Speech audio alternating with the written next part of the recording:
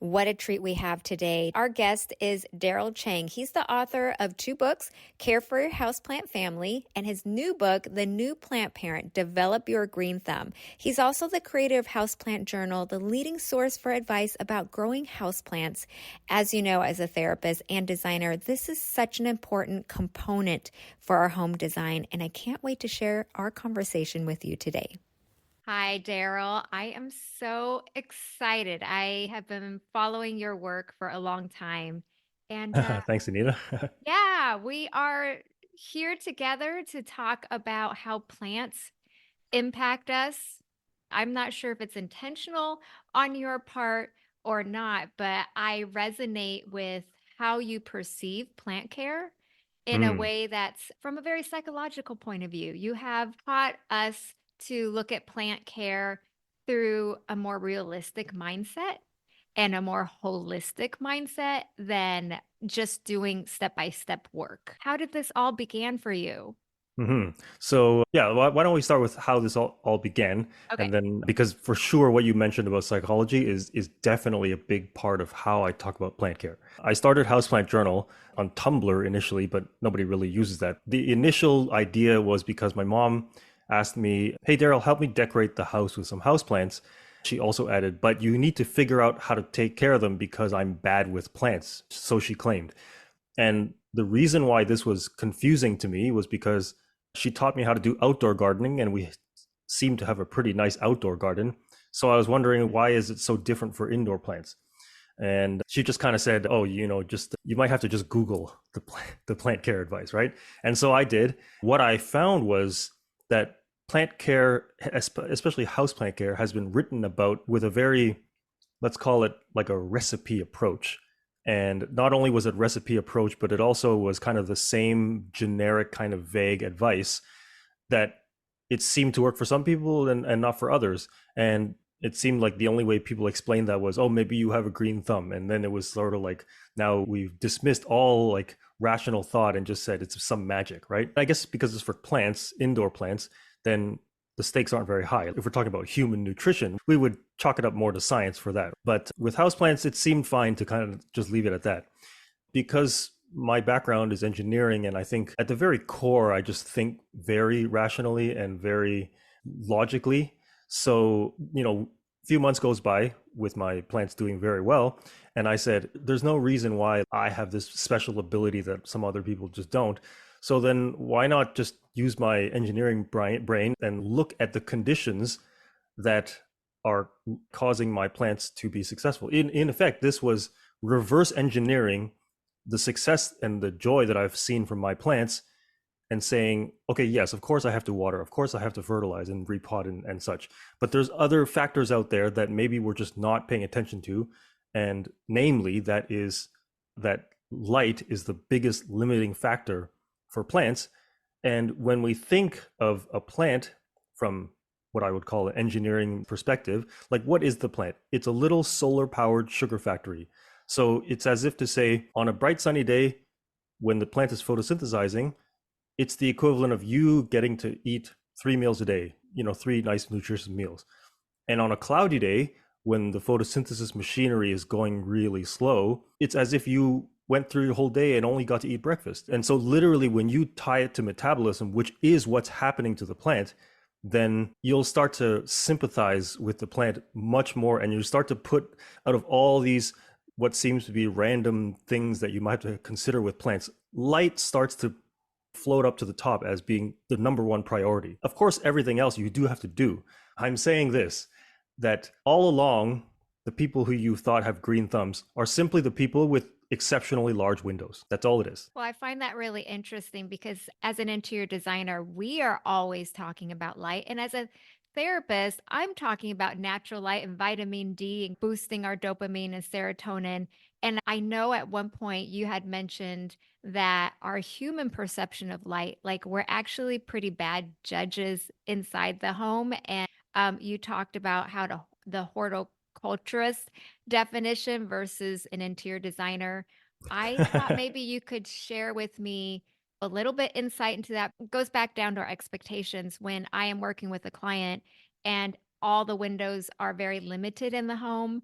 We get very downhearted. And Hmm. Hmm. unless you're going to punch out windows, which I did in this wall, but sometimes budget doesn't allow or whatever. And same with plant care. Sometimes our homes are not conducive to certain plants or just doesn't get that light that we want overhead that you mention a lot. So could you first describe what's good light, what's bad light, and how do we get to that point? Because sometimes our physical space doesn't allow us to invite that optimal light in. Right. I think this is there's just so much that I could say about this, but I'll try to keep it to this, which is that, Okay. well, actually, that earlier comment about green thumb is just people with exceptionally large windows, and it's that, okay, we can easily realize that there are almost an infinite range of sizes of windows, and therefore there is an infinite range of how well plants can grow in an indoor space. And really, as I said, it's just the people who have, like, you could literally count the square footage of windows of all the people who, have great looking plants and have kept them for many years indoors. And I will tell you that all of them probably have over 100 square feet of window area that give them that really nice light. And everyone who mentions that they're disappointed with their plants, I guarantee you only have a small, tiny window. Now, this is ironic. I don't know if in your podcast you're also going to do a video, but you're probably looking behind me and seeing a snake plant like Yes. right behind me, far from this window. That comes to the expectations part, which is that I'm not expecting this plant to grow exceptionally well. In fact, I'm banking on the fact that a snake plant can look the same for years on end, even if you put it far from the window. And I know that. Whereas I would never put my most prized Monstera deliciosa behind here. It's just abysmally low light back there. With this whole light thing, which is that humans, when we perceive light, our eyes are actually just constantly adjusting because we're not meant to judge absolute brightness. We are meant, like our eyes, I mean, they Mhm. are meant to normalize everything so that we can just identify what is this, what is that, back to survival. Is this going to kill me? Can I eat that? That's what our eyes are for. That's why we can't be sensitive to an instrument that will tell us a number relative to how bright something is. If I, just turn this on right now. And you're showing us the light meter? Yeah, it's a light meter. Basically, what happens is this little dome here detects the number of photons that are hitting it and then just spits out a number that represents it. So, well, my image is backwards. I'm assuming it says like 50 something. Yeah, 50, something in the 50s. And then if I move it closer to this light that I have over my desk, now it's 160 or 170, right? Yet when I just look at the space between here and here, I couldn't tell you that one is 3 times brighter than the other, but the instrument will tell you. So the same thing occurs when you're standing next to a window. If I stood up to the window and I see the number 400, and then I take one step back and it drops down in half, that big change is something that we can't notice with our eyes. And therefore, people are just putting their plants wherever they want because it looks nice, but not realizing that some places could be far too low in terms of light for their expectations of what they want the plant to do, i.e. grow nicely. Back to this plant back here, I'm not expecting it to grow nicely. That's what allows me to put it back there. If I wanted to grow well, I would put it right in front of the window. And so, what about people who have even a lower bar? They say they're plant killers, right? Like, I just have a black thumb. It's very negative, and I'm a very optimistic person. So, Mm-hmm. for you, your expectation is that the snake plant in the corner that's very fairly dark will not grow abundantly. But what about people who just want to keep it alive? How do they improve? Because I believe your thinking impacts your feelings and your behavior. It's part of cognitive behavioral therapy. So Mm-hmm. I think a lot of times people set themselves up for failure with that negative expectation. I have so many people telling me, I can't even keep a succulent alive. Right. You bring up a really good point with the psychology and the negativity, which is when people just casually say, I'm killing the plant or I kill plants, because I have many followers and many people who just DM me plants, pictures of their plants and ask me what's wrong with it. I've gotten to delve into what exactly do people think is happening to their plant when they say it's dying. And I don't know if you've ever seen this meme where on one side it says there's 2 types of plant people. The first that say there's basically a bunch of dead looking sticks and the person says, I think I can save it. That's one type of plant person. And then there's another type of plant person, which is it's a green lush plant with one yellow leaf and they say, I think it's dying. Now we're talking about this latter category now, right? And that is to say people's expectation of plants is, and this is something that's never verbalized, but it's completely implied when people read plant advice, and that is they expect if I follow these instructions, my plant should remain perfectly green forever. And the Yeah. reason why I can say that is because when people give the advice, if you see a yellow leaf, you might be overwatering and therefore you should check the soil before you water. If you see a brown tip, maybe you should raise the humidity. Because the implication of those sentences is, therefore, if I never overwater, if I always perfectly, quote unquote, properly water, I should never see a yellow leaf. If my humidity is at the perfect humidity, my plant should never have a brown tip. And that's the expectation that I'm working with when people ask me what's wrong with my plant. And I tell them absolutely nothing, right? Yeah. Yes. How did you, and this might be a jump, so you let me know, but obviously you're Asian American, I'm Asian American, I'm Chinese American. And part of our culture, we tend to have very all or nothing thinking, especially when it comes to outcomes and success. Mm, I'm very fascinated. Did you grow up with more of a holistic, like were your parents holistic? I say this because it took me many years of therapy to get to a more growth mindset versus mm. perfectionistic thinking. And I deal with a lot of interior design clients, whatever culture it may be, where they're still stuck in that all or nothing thinking. I either have an all bad home and I want that idealistic, perfect home. And I'm just fascinated by how you developed your holistic approach to plant care. So we take that pressure off.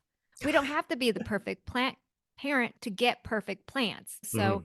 could you share more of how you arrived into this approach?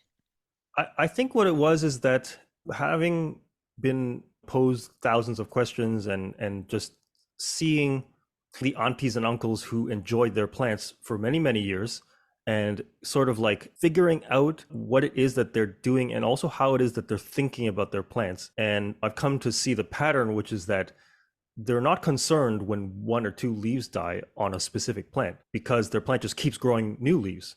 Whereas if a person who expects the plant to always grow new leaves and yet puts it in the dark corner and it's constantly dying, and then for them, they'll lose far more leaves than new ones grow.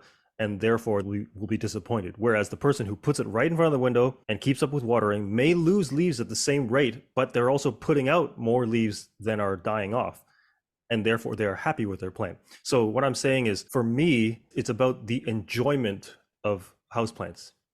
I'm not looking at these things like decor that needs to stay perfect. I'm looking at these things like life forms that just grow and die and grow and change. For me, what was the key issue was that the traditional idea and mindset of how to take care of plants and this traditional instructions that most everybody repeats is actually sucking the enjoyment that is possible from houseplants. Yeah. Of course, you got to keep in mind certain things like light priority, and of course, we can talk about watering after that. But you still have to do all these things. No matter what happens to my plant, I'm still enjoying the process. I appreciate that so much because you can interact with your plants on a more relaxed manner. There's a symbiotic relationship with those plants. You've worked with so many plants, and I know it started with a monstera. Yeah. And that's grown really big at your church. Do you have a special relationship with another plant, or could you share more about your growing relationship with the monstera? What are some unexpected benefits of having a relationship with a plant? Like, what's that Mhm. like? Well, there's many things that I can appreciate about plants. In fact, in my second book, I talk about them. I list them out specifically as ABC, and that is, I enjoy their aesthetics, like how they look and the beautiful form of their leaves. I enjoy their biology, which is just the amazing way in which they survive and how they grow and live so differently from us animals in terms of like the life form. And lastly, C, the companionship, which is actually my favorite part. When you've had the plant long enough, there is a whole history that goes along with it. So that is to say, you couldn't just take my current Monstera and give me one random one from Home Depot and tell me, oh, it's a Monstera, it's just the same. It's not. It's not the one that I had for the past almost 10 years now.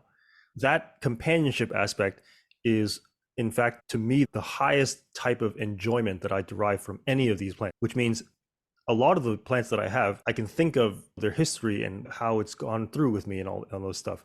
So with the monstera in particular, its form has changed over time. That is, it's grown many, many new leaves and many older ones have died off. And I've cut off the top part and took them to different places. And I fought scale off of them like a pest off of the plant. It's even coming to a point where I have to do another cut and start it over again. And when you realize that plants are always growing and changing, then you also won't be disappointed when you have to eventually do these kinds of cutting and propagating. It's not so scary. You seem to know that it's the circle of life and Mhm. it's a process, and like renewal comes from some kind of ending or closure. In order for there to be a renewal, there needs to be some pruning. Exactly. And actually, you mentioned about I can't keep a succulent alive. Well, if we're talking about little echeveria, the kind of flower looking succulent that kind of almost looks like they're little balloons, if you're expecting that little form to stay looking like that for the next 5 years, well, it's not going to look like that for 5 years. What's going to happen is after about a year or two, it will start to grow much longer and lankier a little bit because your light is not as strong as a greenhouse. And that's fine. But then what you're supposed to do is you cut the top little round part off, stick that part into a new pot of soil, and then take off all the older thick leaves that are maybe still on the plant. Just lay those onto maybe another new pot of soil, and then those ones, like the leaves, will grow new little succulents starting from really tiny baby.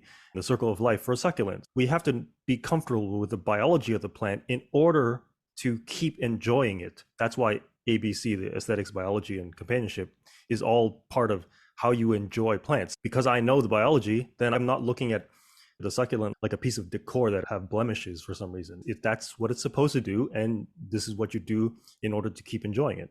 I love that so much. And that's why I was so drawn to your work. And I was so happy we could talk because, in a sense, I feel like we're kind of paralleling, if that's a word, together. Because for my home therapy method with interior design, it's the same thing of how to use your home from a scientific standpoint of view, but also how it impacts your emotional world, and Mm. then how it impacts your habits and your actions, and your relationships inside the home. And I feel like it's very much a parallel.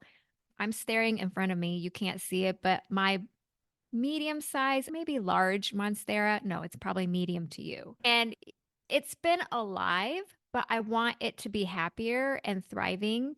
For everyone who's listening who says, Daryl, is there like a toolkit? What do I need to do to set up for success in my home? What are some bare minimum things that I need to do? You mentioned watering. Just succinctly, what are things I need to have every time I bring a plant into my house? Okay, so for starters, number one is if you treat your indoor space like it's a garden, just like your outside garden, you shouldn't bring in more plants than you have space for. So, and an indoor space, remember, is in the interior of your living room, far from the windows, is not low light. It's a cave. Just start with that. And therefore, any indoor plants need to be right up in front of your windows, as if to say they need to have the widest possible view of the sky that they can possibly have as a bare minimum. So, step one is put the plant right in front of the window. Step two is then on a daily basis, you need to assess how much does the sun itself shine right on the plant. All right. So now I've broken up light into two kind of ways of thinking about it. First is just the overall reflectance of the sky. And the second thing is, depending on your window direction, the sun may come into direct line of sight with the plant. I have a much bigger chart on my website, but let's just say, as a general rule of thumb, most quote unquote bright indirect light plants should not have more than 2 hours of direct sun exposure. Of course, other plants have the tolerance varies, but I'm just saying if you're going to be really general, if the sun shines on it for 1 hour and then goes behind a tree, you're fine. If it's kind of a huge window with nothing in front of you and the sun just goes like this for hours and hours and hours upon end, like without ending, almost without ending, then that's the only time where you might want to consider blocking it with a white. Okay. Okay, that's only about light. And the reason why I'm always talking more about light is because If you ever Google anything else, you're going to hear 80% about watering and almost nothing about light. So I have to do the opposite, which is to talk 80 about light and 20 about watering. Because watering is in fact very simple. Once you get pretty good light for a plant, then there's only 3 different, I would call them watering strategies to remember that will work for any plant, just depending on what type of plant it is. So the first type of plant is when you have to keep the soil always moist. There's only one plant that really applies to, and that's maidenhair fern. Which is my Because favorite, but it always dies on me. I love it so yes, much. so then here's the thing: you go buy yourself a maidenhair fern, put it right in front of your window, and the method of watering is every single day you go and you lift the pot, and if it is not like as heavy as it can possibly be full of water, it's time to water again. That's the trick for maidenhair fern. The thing is, most people who, for other plants, they'll say wait for it to dry a little bit. That's fine for other plants. Maidenhair fern is not one of those plants. You cannot let its soil dry out at all. I've noticed with ZZ plants for sure, I can let it dry a little bit Oh more. yes, wait until the soil is completely dried out before you water again. So that means if it takes 2 weeks, if it takes 1 week because you get like 4 hours of sun on it, then it's 1 week, right? But the point is, when the soil reaches bone dry, then you water again. And then the middle type is when the soil is somewhere in quote unquote halfway dry. Now the way I'm doing halfway is like when I lift the pot, right after I water, it's a heavy sponge full of water. That's the weight of a fully saturated soil. Well, then the same soil, if it was bone dry, would be very light. So when the weight reaches somewhere halfway between that, then it's time to water again. And the majority of tropical foliage plants, pothos, aglaonema, monstera, they all want you to water when the soil reaches about halfway dry. When you approach watering as looking at soil dryness, then you don't have to schedule anything, because now you know how, if somebody has 100 plants, they're not keeping 100 different schedules. They're just checking the soil for one of those 3 things, and of course making sure it aligns with that type of plant, and then watering. Now I've just told you how to water any plant, provided that you have a good enough light. If you only do those 2 things, your plants should be pretty good for like up to a year. Beyond that, fertilizer comes into play. Yes. And that's definitely something we can chat at another conversation. I hope you're open to coming back, because I feel like we just touched the surface of how plants can enliven our home in so many ways. When you wake up in the morning, what is it that motivates you to continue your work with plants? What excites you? I think just appreciating all, no matter how many plants I have, when something new happens with them, when something new is growing, like that's always exciting. Also running time-lapse videos where I literally watch the I plant love grow. those, by the way. So now that I live in a house, I've just basically sectioned off a portion of my basement just to do time-lapse videos, and then nobody can disturb them, and I can adjust the lighting and everything the way I like it. And also seeing the questions that come in, which seem to be like an infinite source of me realizing, how do people think about their houseplants, and how can I help them to maybe break out of the old thinking and into one where they actually learn to enjoy the plant and the care. Daryl, I know I've mentioned this just, earlier in our conversation, but that is exactly why I think you're so unique. Your voice is so amazing, because I appreciate that permission to change our usual traditional mindset of taking care of plants. And for someone who is somewhat medium good at taking care of plants, I still have a lot of disappointments. So when I hear an expert like you say, "Hey, take it easy. It's a circle of life. A brown leaf is okay. You're not going to die. Don't panic. The plant's not going to die." Just alleviates so much fear. We want to do something well, and we want the plant to be happy. So you have a really special voice in assuaging our fears about taking care of plants. And thank you for doing that. Oh, thank you. I really appreciate it. I think anyone, provided you have some windows, can enjoy some plants indoors. Well, thank you so much for being a part of Home Therapy podcast here. And we had a nice session together, and I hope we can chat again soon. Yeah, for sure. Thank you so much, Anita. Thank you so much for listening to this episode of Home Therapy with Anita Yokota. If this episode resonated with you, consider passing it along to a friend, family member, coworker, or roommate. Spread the love, one home therapy session at a time. New episodes of Home Therapy are released every Tuesday. Subscribe to this podcast and never miss an episode. To leave a rating or review of the show, head to Apple Podcasts and let me know what you think. I love hearing from you. Not to mention, you can stay in touch with me throughout the week, seeing behind-the-scenes info and sneak previews of upcoming guests by subscribing to my website, anitayokoda.com. All information about today's show and guests will be linked in the description of this episode. Thanks again for listening. I adore our time together so much, guys. Let's keep our intentions focused and calm, and as always, use your home as therapy.